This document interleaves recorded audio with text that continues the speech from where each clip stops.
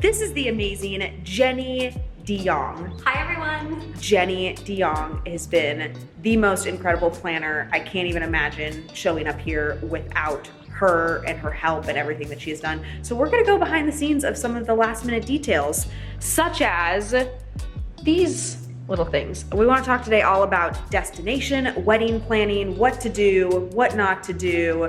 If you're a bride who is planning a destination wedding, like let's go. Let's talk about all the things. When it comes to destination weddings, I am not an expert at planning a destination wedding, and that is part of why I chose to have Jenny be the one to do this, because I've already seen how she executes. So let's talk about executing.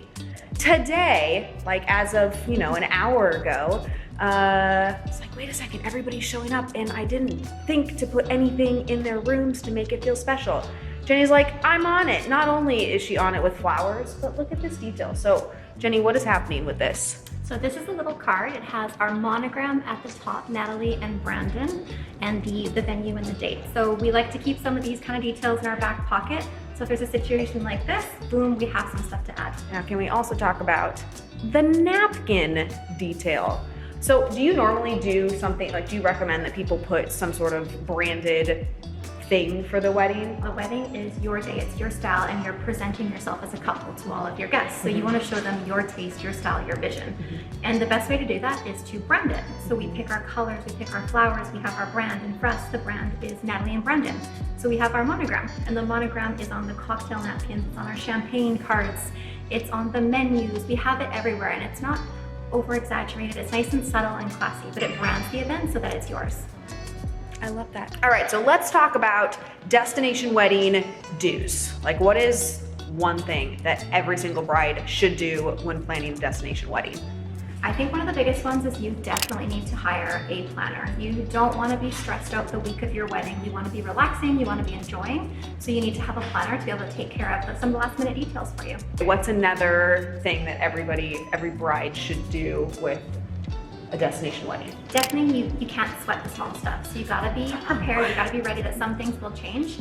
Lots of the things that change, Natalie probably won't know about until after the wedding. We're here, we'll deal with all the problems that arise. And if things do come up, you just gotta let it go and just trust that you have a great team to take care of it for you. One of our vendors who, were in Cabo, and in order to get back out of Cabo, you have to have a negative COVID test. And so they tested prior to coming down, and turns out that they were positive. Jenny had a plan. Jenny's like, these are our options. And it allowed me to not have this like stressful hour or 2 hours trying to source photographers yesterday. So speaking of having you here, let's transition into what you shouldn't do. Or you shouldn't have them come the day of or the day before the wedding. You should have them come the days leading up, or ideally matched with your trip, so that they are there and they are on site and like helping with all of these things that are going on. Can you talk about the trees in the bathrooms? So our production for the wedding started on Monday. So that is 6 days before the wedding. So it's a huge production that we're undertaking. And I'm on site every single day. I meet with the teams, we chat about what's going on. When we look at a floor plan, it looks a certain way and it looks great. In person, things can look different. So for example, this week, we moved the bathrooms to a different location so that it's further back from all of the guests. We're tweaking where the trees are gonna go to hide certain things. So it's definitely something where you want to be on site. Come on site, just make sure they're on site.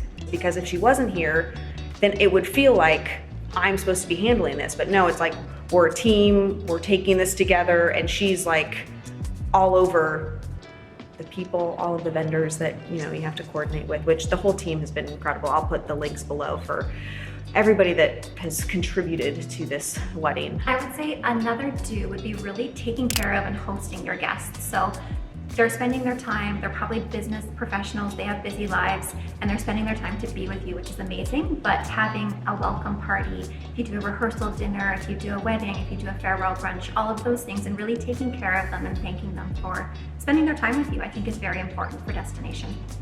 Yeah, and I did not think of all of those things. To me, it was like, oh, we're just planning a wedding. And it took somebody with experience to say, well, what about these other things? Because again, I've never never planned a wedding. I've never had a wedding before. I don't know the right things to do. And I guess there's no right or wrong. Like, it's your wedding, it's your day. However, I feel really good about the intention that has gone into the guest experience, because there are all of these things that they are going to be participating in and enjoying. And it's exciting because today many of the guests are arriving. And because I know that like we've done right by them, like I'm excited for them to get here. I'm excited for them to experience it. It's like when you give a really good gift, it feels good. And when you get a really good gift, that feels nice too. But like the anticipation when you're giving a good gift, like it's silly, but like I'm so excited for people to experience this. And those details, like hiring a professional that thinks about those details and knows